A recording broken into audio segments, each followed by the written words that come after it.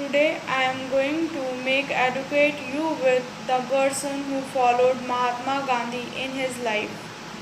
Education to poor section of society, especially for girls. To acquire knowledge and forward his knowledge to others, he followed the principle of truth and circulum. He behaved in meek and gentle, but not hesitate to criticize whenever any fault. Outraged, he did not care about any fault a person. Now have you been able to guess who is he?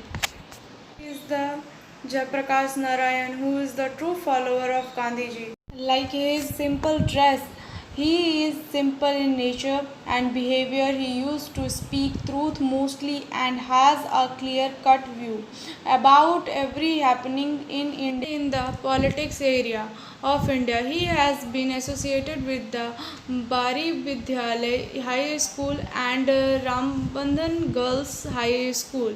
He carries a bag on his shoulder with a black hat.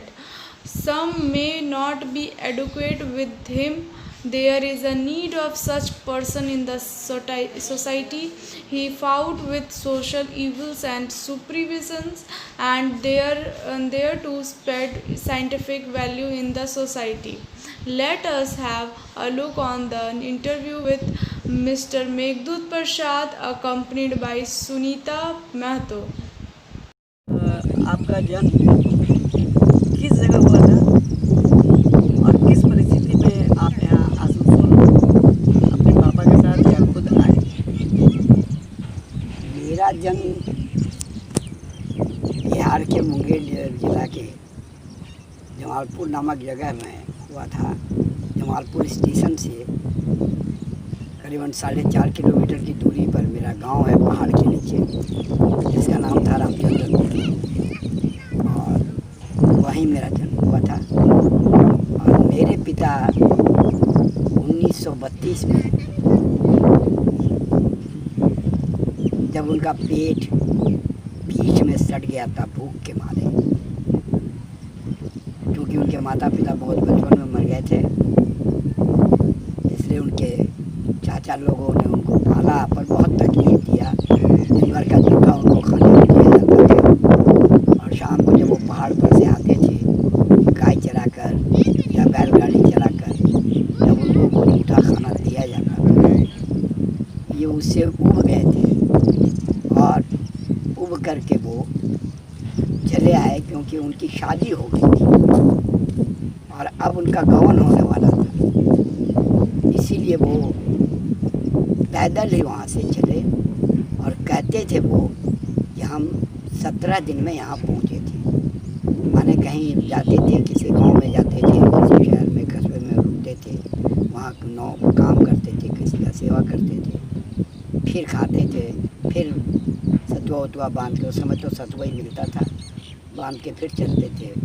फिर जब तक सतुआ रहता था या खुराक रहती थी, खाने को दाना रहता था, तो चलते थे और नहीं तो बैठ जाते थे, क्योंकि एकमात्र पूर्वी भारत में पश्चिम बंगाल ही एक ऐसा जगह था जहाँ औद्योगिक क्रांति के कारण अंग्रेज़ों की दया से बहुत सारे कल कारखाने यहाँ खुले थे और इसीलिए वहाँ से लोग इधर आते थे। पिताजी आपके वागन में काम करते थे या इसको में? मेरे पिताजी जिस कारखाने में काम करते थे उसका नाम पहले था इंडियन स्टैंडर्ड वागन। बाद में वही कारखाना जब सरकार ले लेती है तो भारत भारी निगम लिमिटेड बनाती है श्रीमती इंदिरा गांधी, तब जा कर के उसके नीचे जो उसके अंदर में चला जाता है और वो उस समय उसका नाम हो जाता है वर्ल्ड स्टैंडर्ड एंड कंपनी। शिक्षा दीक्षा के बारे में कुछ बताइए। मैं सबसे पहले वागन कॉलोनी के बारी विद्यालय में शिक्षा पाई है और हमको उस समय एकमात्र व्यक्ति पढ़ाते थे जिनका नाम था उचित लाल मिश्रा, गुरुजी जिनको हम लोग कहते थे। जब हम क्लास 2 में थे तब हेडमास्टर के तौर पर After the break, much more.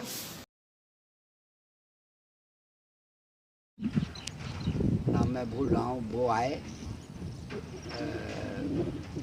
और वो हेडमास्टर हुए उस स्कूल का नाम बारी विद्यालय था, जो आज भी है, जिसमें मेरे बच्चे भी पढ़े। और आज भी वो विद्यालय है, लेकिन भग्नावशेष के रूप में है, बहुत कम बच्चे हैं। और अभी उसको एनटीयूसी थोड़ा सा मदद करती है, तो वो चल रही है। बीच में बर्न स्टैंडर्ड कंपनी उसको कुछ पैसा देती थी, लेकिन अब कंपनी तो बंद हो गई 100 साल के बाद। 1918 में ये कंपनी बनी थी, ISW इंडियन स्टैंडर्ड वागन, और 2018 में आदरणीय मोदी जी की दया से वो कारखाना बंद हो गया। और जिस कारखाने में 5000 मजदूर काम करता था, वो कारखाना या जंगल हो गया।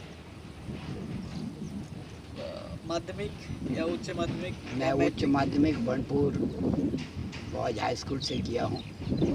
मैं पश्चिम बंगाल का दूसरा हायर सेकेंडरी बैच हूँ।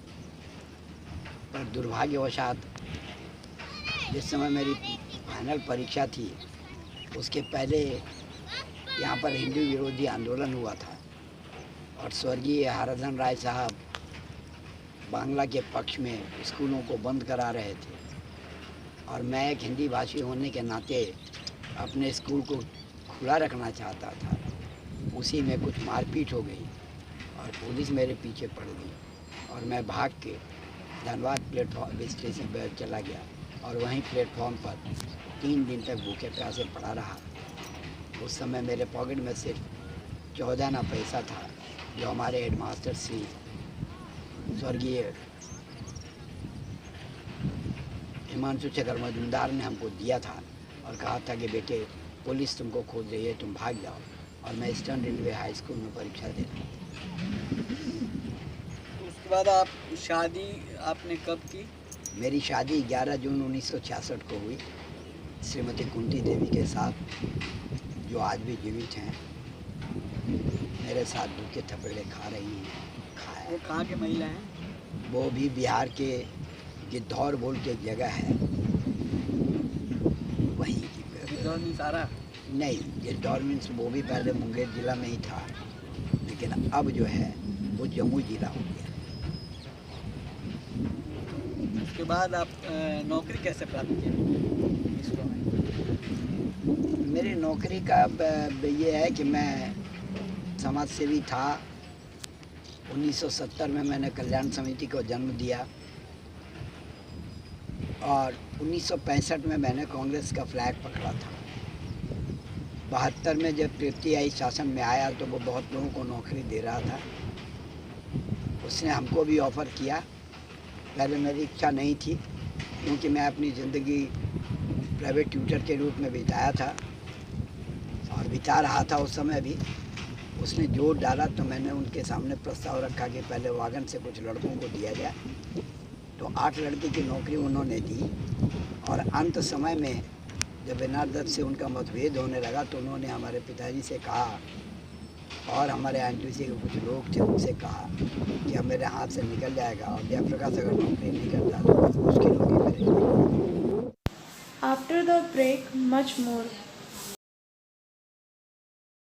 अगर नौकरी नहीं करता तो बहुत मुश्किल होगी मेरे लिए। और तब उनकी दया से 1973 10 अप्रैल को मैं Indian iron and industrial company का एक मजदूर हो गया। आपके कितने भाई बहन थे? हम 6 भाई बहन थे, 4 भाई और 2 बहन। दोनों बहनें कहाँ हैं? दोनों बहनें बिहार में ही हैं, जमालपुर के पास में ही हैं। हमारे दोनों बनोई जमालपुर वर्कशॉप में नौकरी करते थे। दोनों रिटायर्ड हो गए हैं। भाइयों में सभी जीवित हैं? मेरे बाद वाला भाई मंजर भाई आज से 2-2.5 साल पहले पति पत्नी दोनों खत्म हो गए। आपके परिवार में कौन कौन से लोग हैं? मेरे 4 बेटे हैं, 3 बेटियां हैं, और मेरी पत्नी है। बड़े बेटे का एक पोता एक पोती है। मंझले बेटे से एक पोता है। बड़ी बेटिया से 2 नातिन है। मंझली बेटी से एक नाती है। छोटी बेटी से अभी कुछ नहीं, और 2 लड़के का ब्याह करना बाकी है। मेरा एक लड़का रेल में नौकरी करता है, दूसरा यहाँ आरती बिस्किट में है, और तीसरा दिल्ली में एक मल्टीनेशनल कंपनी में MBA करने के बाद मैथमेटिक्स ऑनर्स है, वो मैनेजर है। और चौथा ज्योग्राफी ऑनर्स है, और वो भी ITI किया हुआ है, तो वो भी यहाँ आरती बिस्कुट में ही नौकरी एज इलेक्ट्रीशियन कर रहा है। राजनीतिक जीवन तो आपका कांग्रेस के साथ जुड़ा रहा है, लेकिन उसमें आपको जैसा भौतिकवादी तरीके से लोग कहते हैं कि सफलता मिलनी चाहिए, उस तरह की सफलता शायद आपको नहीं मिली। इसके लिए कौन जिम्मेवार है, आप या आपकी पार्टी? राजनीतिक तौर पे जहाँ तक सफलता की बात है, तो मैं एकमात्र कांग्रेस के पास हिंदी भाषी बर्नपुर में था। आज भी बड़े गर्व से कह सकता हूँ कि एकमात्र मैं राजनीतिक कर्मी हूँ, चाहे वो किसी भी दल का हो। और लोगों का प्यार मुझको बहुत मिला, सभी हिंदी भाषा भाषियों का, बांग्ला भाषा भाषी, चाहे किसी भी तरह का, क्योंकि मैं राजनीति को कभी पेशे के रूप में व्यवहार नहीं किया। पर ये बात ज़रूर है कि पार्टी हमको कभी भी डिस्ट्रिक्ट लेवल तक भी नहीं ले जा पाई, क्योंकि हमारी पार्टी में हमेशा ग्रुपिज्म होता है, और उस ग्रुपिज्म में मैं कभी अपने को खपा नहीं पाया, और मेरे पास पैसा तो था ही नहीं। और सबसे बड़ा माइनस पॉइंट था कि मैं हिंदी भाषी था। महोदय, अगर आपको पता हो तो आप देखें तो देखेंगे कि रानीगंज दामोदर से लेकर के बराकर दामोदर तक की जनसंख्या जो है वो हिंदी भाषियों की 87% है करीबन। लेकिन इसके बावजूद भी राजनीतिक शक्ति आज भी शून्य है। राजनीति के रूप में तो बहुत मुश्किल से जितेंद्र तिवारी आज TMC में जाने के बाद एक मेयर हो पाया। तो आप मानते हैं कि कांग्रेस के अपेक्षाकृत TMC ने हिंदी भाषियों को ज़्यादा महत्व दिया? नहीं, ये उनकी मजबूरी थी, क्योंकि आसनसोल म्यूनिसिपैलिटी का जो गठन अंग्रेज़ों के समय में हुआ था, पहले ये एक बोर्ड के तौर पर था, और इसको एक अंग्रेज बेस के चेयरमैन थे, उन्हीं की देख रेख में चलता था। आज़ादी के बाद भी ये उसी तरह से चलता रहा। और जब गाँव बदलाव यहाँ पर मेयर हुए सर्वप्रथम, जब ये कॉरपोरेशन म्यूनिसिपल कॉरपोरेशन आया, तो उसके बाद तापस बनर्जी हुए, उसके बाद तापस राय वगैरह भी हुए CPM के। लेकिन हिंदी भाषी ये पहला था जो चाहे पहले चेयरमैन हुआ, और फिर ये अपनी क्षमता से कहिए या इससे कहिए, लेकिन ये मैं कहूँगा कि ये इसका अपना गुण है, ये इसका अपना कैलिपर्स है कि ये आदमी है। मैं भले TMC नहीं करूँ, पर TMC में भी हिंदी भाषियों की वही हालत है जो हालत कांग्रेस में है, जो हालत CPM में है, जो हालत BJP में है। CPM वाले जो CPM में बहुत सारे लोग हिंदी भाषी रहे हैं, लेकिन उच्च नेतृत्व में कोई नहीं उठा। इसका क्या कारण? हिंदी भाषियों में प्रतिभा की कमी या पार्टी की मानसिकता? हिंदी भाषियों में प्रतिभा की कभी कमी नहीं रही। हिंदी भाषियों की सबसे बड़ी कमी है कि वो एक नहीं है, इकट्ठे नहीं। वो कहीं जिला में बटे हुए हैं, कहीं प्रांत में उत्तर प्रदेश और बिहार की लड़ाई लड़ते हैं, और कहीं आप अगर इसको बहुत बढ़िया से देखना चाहते हैं तो आज भी मैं आपको बड़ा गर्व से कहूँगा कि आप विद्यालयों में चले जाएं, हिंदी विद्यालयों में, और वहाँ देखेंगे कि बिहार के अध्यापक वर्सेस बनाम उत्तर प्रदेश के अध्यापक की हमेशा मतभेद रहती है। इसका प्रमाण आपको ये भी नंबर 1 को आप देख लेंगे, नंबर 2 को देखेंगे, यहाँ पर भागवत शरण उपाध्याय जैसे व्यक्ति पागल होकर मत। After the break, much more.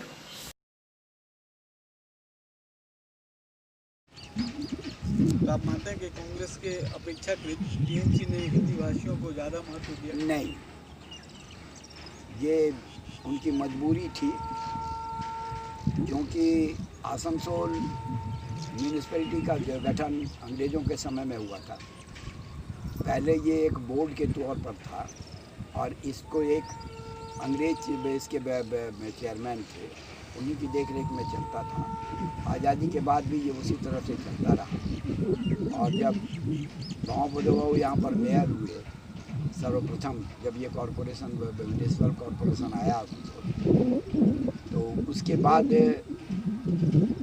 तापस बनर्जी हुए, उसके बाद तापस राय वगैरह भी हुए CPM के। लेकिन हिंदी भाषी ये पहला था जो चाहे पहले चेयरमैन हुआ, और फिर ये अपनी क्षमता से कहिए या ये से कहिए, लेकिन ये मैं कहूँगा कि ये इसका अपना गुण है, ये इसका अपना कैलिपर्स है कि ये आदमी है। मैं भले TMC नहीं करूँ, पर TMC में भी हिंदी भाषियों की वही हालत है जो हालत कांग्रेस में है, जो हालत CPM में है, जो हालत BJP में है। CPM वाले तो CPM में बहुत सारे लोग हिंदी भाषी रहे हैं, लेकिन उच्च नेतृत्व में कोई नहीं उठा। इसका क्या कारण? हिंदी भाषियों में प्रतिभा की कमी या पार्टी की मानसिकता? हिंदी भाषियों में प्रतिभा की कभी कमी नहीं रही। हिंदी भाषियों की सबसे बड़ी कमी है कि वो एक नहीं है, इकट्ठे नहीं। वो कहीं जिला में बटे हुए हैं, कहीं प्रांत में उत्तर प्रदेश और बिहार की लड़ाई लड़ते हैं, और कहीं आप अगर इसको बहुत बढ़िया से देखना चाहते हैं तो आज भी मैं आपको बड़ा गर्व से कहूँगा कि आप विद्यालयों में चले जाएं, हिंदी विद्यालयों में, और वहाँ देखेंगे कि बिहार के अध्यापक वर्सेस बनाम उत्तर प्रदेश के अध्यापक की हमेशा मतभेद रहती है। इसका प्रमाण आपको DAV नंबर 1 को आप देख लेंगे, नंबर 2 को देखेंगे, जहाँ पर भागवत शरण उपाध्याय जैसे व्यक्ति को पागल होकर माना। इसके लिए मैंने ग्रुपिज्म ज़्यादा प्रभावपूर्ण रहा है? नहीं, हिंदी भाषा भाषियों के पास सबसे बड़ा अभाव रहा है कि ना तो ये अपने वर्तमान के बारे में सही ढंग से सोच पाते हैं, ना ये अपने भविष्य के बारे में सही ढंग से सोच पाते हैं, और ये यहाँ पर रहने के बावजूद भी ये अपने को बंगाली नहीं मानते। ये सोचते हैं कि हम एक व्यवसाय के लिए आए हैं, यहाँ नौकरी, ये पहले भावना थी, लेकिन जब से कल कारखाने बंद हो गए, लोगों को भागना पड़ गया, तो जो अब यहाँ टिक गए हैं वो अपने को बंगला भाषा व्यक्तियों से के साथ मिला रहे हैं। लेकिन आज से 15 बरस 20 बरस पहले तक हिंदी भाषियों के बीच में एक ही मानसिकता थी कि हम सिर्फ यहाँ कमाने आए हैं, यहाँ बोरा पे सो जाएंगे और पैसा गाँव भेज देंगे, और जिससे होगा जैसे पहले गिरमिटिया मजदूर होता था। और इसीलिए आप देखेंगे हमारे पास में एक गिरमिटिया कोलियोनी भी है, जहाँ से गोरखपुर के पहले मजदूर हुआ करते थे, और उनको यहाँ से खाने को मिलता था धौड़ा में, एक रूम में, मैंने इसको क्या बोलते हैं, बुचड़खाने की तरह ढकेल दिया जाता था पशुओं को, जैसे रखा जाता है। एक रूम में 10 आदमी 12 आदमी रहते थे, दाल रोटी उनको मिलती थी सर्वे कंपनी की तरफ से, और बाद बाकी उनका पैसा चला जाता था। लेकिन यहाँ से कोलकाता की स्थिति दूसरी है। कोलकाता में कई सारे हिंदी भाषी CPM में भी और TMC में भी नेतृत्व के रूप में उभरे हैं। जैसे चंद्रकला पांडे थी, सरला मैसरी थी, अभी एक कोई न तो चंद्रकला पांडे की क्षमता थी कभी, न सरला माहेश्वरी सरला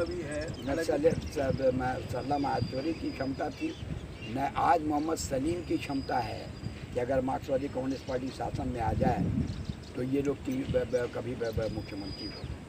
मुख्यमंत्री जब भी होगा तो चाहे वो किसी भी दल का हो, वो बंगला भाषा भाषी ही होगा और सवर्ण ही होगा। भले ज्योतिबा वो बंगला लिखना नहीं जानते, लेकिन इसके बावजूद भी मुख्यमंत्री वही। हिंदी भाषियों के लिए आपका क्या संदेश है? हिंदी भाषियों के लिए इतना ही संदेश है कि अपने बच्चों को, आप यहाँ पर आए हो, आपके पूर्वज कभी आए थे पानी भरने होते, टिफ़िन पहुँचाने के लिए, कूलीगिरी करने के लिए, दिहाड़ी मजदूर के लिए आप यहाँ आप जमे हो, जूट मिलों में आप हो। हम लोग आसनसोल बर्नपुर में भी बहुत सारे लोग अब यहीं के वासी हो गए हैं। हमारे बच्चे यहाँ पले बढ़े। हम इस धरती को अपनी माँ समझें, उसको प्यार करें और यहाँ के साथ अपने को मिला लें। भाषा ज़रूर हमारी हिंदी हो, जो हमारी मातृभाषा हो, लेकिन हम बांग्ला को भी अपने माथे का सिंदूर बना के रखें और बांग्ला भाषा भाषियों के साथ मिलकर हम अपनी स्थिति को ठीक करें। हिंदी भाषी मीडिया के बारे में आपका क्या विचार है? ये मानसिक गुलाम हैं लोग। जितनी भी हिंदी भाषी पत्रिकाएँ हैं, मैं बहुत पुरानी पत्रिका का नाम आपको बताता हूँ, मैं बहुत छोटेपन से दैनिक विश्वमित्र पढ़ता था, जिसके संपादक कृष्णचंद्र अग्रवाल थे। कभी मैंने सरकार के विरोध में लिखते नहीं देखा। उस समय भी दीनानाथ मिश्र वगैरह बीजेपी के आरएसएस के लोग उन लोगों के बीच में लेख लिखते थे। सन्मार्ग में रामावतार गुप्ता महोदय थे, लेकिन उनके लेख में भी वही जनसंघी भावना थी, और धर्मवीर भारती को जितना स्थान देते थे उतना और किसी दूसरे हिंदी भाषा भाषियों को नहीं। और अच्छा, भी हिंदी की कोई बहुत अच्छी पत्रिका यहाँ पर नहीं। लेकिन अभी तो ममता बनर्जी ने कहा कि उन्होंने हिंदी एकेडमी का गठन किया है, आसनसोल में भी एक हिंदी एकेडमी है, और पॉलिटिकल रूप से ही हो सनातनी ब्राह्मणों को भी उन्होंने धर्म कुछ एक्सग्रेशिया मैंने 1000 रुपये का अमाउंट देने की घोषणा की है। ये तो राजनीतिक कारण है कि देखिए, उनके ऊपर आरोप लग रहा है कि मुसलमान पंथी हैं, वो थोड़ा वो साड़ी वाड़ी पहनती हैं तो कान में घुसेड़ देती हैं अपना साड़ी का, और सरलता दिखाती हैं चट्टी पहन कर। लेकिन ये बात है कि उनका शुरुआती जीवन जब देखेंगे कि मुख्यमंत्री बनी थी और एक को छुड़ाने थाने में पहुँच गई, तो वो छोड़ दीजिए। लेकिन रह गई हिंदी की बात, तो हिंदी भाषा भाषी थोड़ा जागरूक हुए हैं, तो एक वोट के रूप में पूंजी हो रहे हैं, तो थोड़ा लोग उनकी तरफ झुकेंगे ही, और कोई कारण नहीं है। हिंदी अकादमी है, आप मानने बता दें, आप तो हमसे ज़्यादा बड़े बुद्धिजीवी होंगे कि हिंदी अकादमी है, तो पश्चिम बंगाल के हिंदी अकादमी का संपादक कौन, अध्यक्ष कौन, उसकी कार्यकारिणी सदस्य कितने हैं, कौन कौन लोग हैं? कुछ IPS रखा गया है।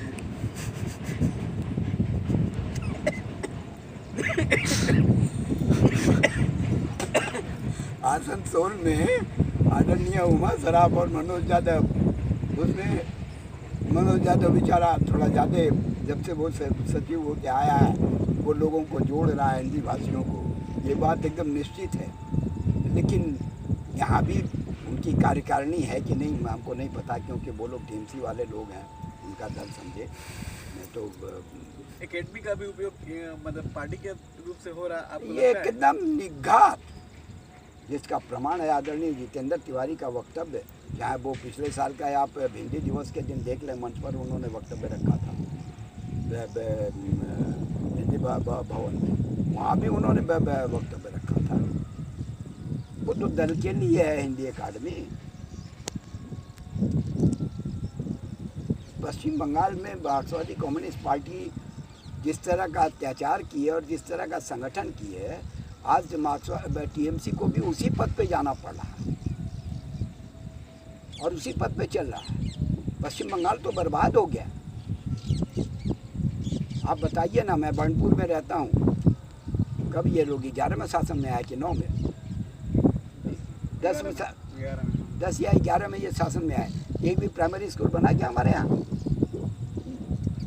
कुछ प्राइमरी स्कूल हुए हैं, जैसे रेल पार में कुछ हुआ, पे जल विद्यालय हुआ है। नहीं, हम बर्नपुर की बात कर रहे हैं। मेरे बर्नपुर में तो हमको नहीं दिखता।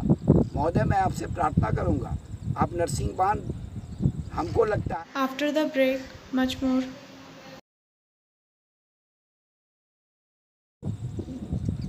कुछ प्राइमरी स्कूल हुए हैं, जैसे रेल पार में कुछ हुआ, पे जल विद्यालय हुआ है। नहीं, हम बर्नपुर की बात कर रहे हैं। मेरे बर्नपुर में तो हमको नहीं दिखता। महोदय, मैं आपसे प्रार्थना करूँगा, आप नरसिंह बांध, हमको लगता है कि भारत में गाजीपुर के शेरपुर इलाके को छोड़कर ये सबसे बड़ा गांव है, जहाँ पर कि 10 से 12 हज़ार एक गाँव में वोटर है। 17 या 18 बूथ होता है यहाँ। आप एक प्राइमरी स्कूल वहाँ दिखा दो तो हमको, जबकि खाली सभी लोग हिंदी भाषी हैं। करीबन 95-98% लोग वहाँ हिंदी भाषी हैं। नरसिंहगंज हिंदी हाई स्कूल है। हिंदी हाई स्कूल वो तो कांग्रेस के ज़माने में बना महोदय। CPM के ज़माने में क्या बना, TMC के ज़माने में क्या बना? तो आपको लगता है कि इस सब का प्रभाव पड़ेगा इलेक्शन में आने वाले समय में? अभी जो विधानसभा के इलेक्शन होने वाला है, TMC जीतेगी नहीं जीतेगी तो लूट के जीत लेगी, लेकिन जीतेगी। चलिए धन्यवाद।